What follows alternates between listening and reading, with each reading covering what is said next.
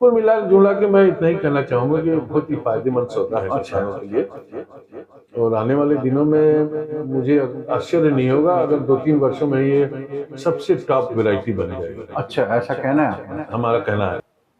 सभी किसान भाइयों को नमस्कार साथियों। आप सब पहचानते ही हैं मैं कहाँ हूँ और किसके साथ हूँ। और जो नए सब्सक्राइबर हैं हमारे चैनल के, उनको बता दूं कि मैं इस समय व्हीट मैन ऑफ इंडिया के खिताब से नवाजे गए डॉक्टर ज्ञानेंद्र प्रताप सिंह जी के साथ हूँ। आपने गेहूं की बहुत किस्में निकाली हैं और करनाल स्थित भारतीय गेहूं एवं जौ अनुसंधान संस्थान के आप 6-7 साल निदेशक रहे हैं और इनकी देख रेख में DBW 187, DBW 222, DBW 303, DBW 332 और भी कई वैरायटीज निकली हैं। और DBW 327 ये रिलीज करके यहाँ आए हैं। तो मैं आप सबकी ओर से, अपनी ओर से डॉक्टर ज्ञानेंद्र प्रताप सिंह जी का बहुत बहुत स्वागत करता हूँ। इस समय मैं NBPGR न्यू दिल्ली में हूँ और आप निदेशक के पद पे हैं यहाँ। डॉक्टर साहब, आपका बहुत बहुत स्वागत है। बहुत धन्यवाद। और मैं आज दिल्ली स्पेशल आया हूँ आपसे मिलने कि बहुत शोर हो रहा है कि एक नई किस्म आ रही है और उसका नाम है HD 3386। और सुनने में आया है कि आप उस टीम में रहे हैं और हैं जिस टीम ने 3386 को निकाला है। तो आपसे अनुरोध है कि कृपया आप किसानों को बताएं कि 3386 की क्या विशेषताएं हैं और कितनी उत्पादकता रहेगी। सही कहा आपने। मैं उस टीम का सदस्य हूं जिस टीम ने इस वैरायटी को डेवलप किया है जी। और आपको अगर याद हो तो मैंने पिछले साल भी कहा था कि आने वाले दिनों में एक किस्म बहुत चमत्कारी किस्म साबित होगी जी। और पहले ही साल में जो ब्रीडर सीड इंडेंट है उसके टॉप 10 में ये वैरायटी आ गई है। अच्छा, वेरी गुड। और किसान मेरे ख्याल से बहुत ज्यादा इसको पसंद कर रहे हैं। उसके 2-3 वजह हैं। एक तो उत्पादकता इसकी काफी अच्छी है।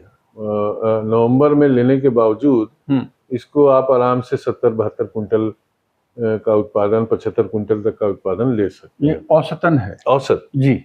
और अगर आप अक्टूबर माह में इसकी प्लांटिंग करेंगे तो बड़े आराम से जो पंजाब, हरियाणा, पश्चिमी उत्तर प्रदेश के उच्च उत्पादकता वाले क्षेत्र हैं वहां आप 80 क्विंटल का उत्पादन बड़े आराम से ले सकते हैं। औसतन औसतन 8 चौके 32 कुंटल के आसपास, करीब 30-32 कुंटल आराम से HD 3386 देने की क्षमता रखती है। जी। दूसरा जो सबसे बड़ा खासियत है इसका, उसका दाना है। तो अमूमन किसान भाई और मंडी जो गेहूं को देखते हैं उसको फिजिकल अपीयरेंस कैसा है उस पे भाव निर्धारित होते हैं। और मार्केट में आप जानते हैं कि MP गेहूं के नाम से बहुत सी ऐसी किस्में आती हैं जो MP से उत्पादित नहीं होती हैं, फिर भी MP के नाम पे उसका ट्रेड होता है। लेकिन आप जब ये किस्म का दाना किसान भाई देखेंगे जी, तो इतना सुडौल दाना चमक के साथ, हाँ, अच्छा, औसत इसका 1000 दाने का वजन करीब करीब 50 ग्राम। अच्छा, 44 तक तो सुना था। हाँ, किसान भाई मैंने 44 ग्राम तक तो सुना है और सर बता रहे हैं कि ये 50 ग्राम 1000 दानों का भी भार हो सकता है। और मैंने आज पहली बार साहब से देखा है कि वाकई इसमें गोल्डन चमक है, जो हम MP की गेहूं कहते हैं, ऐसा इन्होंने बिल्कुल ठीक बोला है और मैंने पाया है इसको। जी सर। तो औसतन 50 ग्राम प्रति 1000 दाने हो सकता है। और दूसरी बात यह है कि जो मैदे का रिकवरी होता है जी, वो अमूमन 68% 70% के करीब होता है, यानी 30% भूसी निकल जाती है उसमें जब मैदा बनाते हैं हम लोग औद्योगिक तौर पे। इसमें 72 से 74% मैदे की रिकवरी होती है। अच्छा। फ्लोर रिकवरी जिसको हम कहते हैं। तो ये फायदेमंद सौदा है किसानों को। तीसरी बात यह है कि आप देखिएगा रतुए का एक प्रमुख डर किसानों में हमेशा बना रहता है जी। और उसके लिए नाना प्रकार के स्प्रे करने पड़ते हैं। तो मैं ऐसा मानता हूं कि इस किस्म में हर रतुए को सहने की बहुत अधिक क्षमता है। और इसको विभिन्न भागों में टेस्ट भी किया गया। अखिल भारतीय जो ट्रायल होते हैं उनमें टेस्ट किया गया। अच्छा। IRI ने भी अपने संस्थान के माध्यम से कई जगहों पे टेस्ट किया, जी। दक्षिण भारत में, मध्य भारत में, उत्तर भारत में, और उसमें कोई प्रकोप ऐसा येलो रस्ट नहीं आए। येलो रस्ट भी नहीं है, ना ब्राउन रस्ट है। जी तीसरी एक बीमारी जो आ रही है जिसको ब्लाइट कहते हैं हम जी लोग, जी। धीरे धीरे बढ़ रही है, उसके लिए भी अच्छी सहनशीलता है। किसान साथियों, मैं आपके लिए स्पेशल देखो दिल्ली आया हूँ और बहुत धन्यवाद भी करता हूँ डॉक्टर साहब का कि वो समय दे रहे हैं हमको। तो आप ज़रा चैनल को सब्सक्राइब करें, और ये वीडियो क्योंकि इम्पोर्टेंट है आने वाले समय के लिए भी, तो इसको आप अपने और किसान मित्रों के साथ ज़रूर शेयर करें।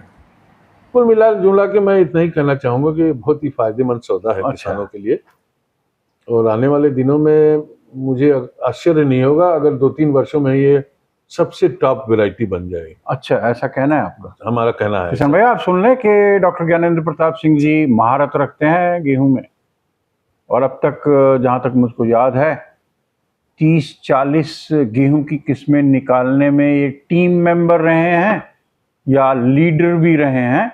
HD 2967 अभी भी चाहत में है किसानों की, और डॉक्टर ज्ञानेंद्र प्रताप जी HD 2963 की निकालने वाले टीम में अहम भूमिका निभा चुके हैं।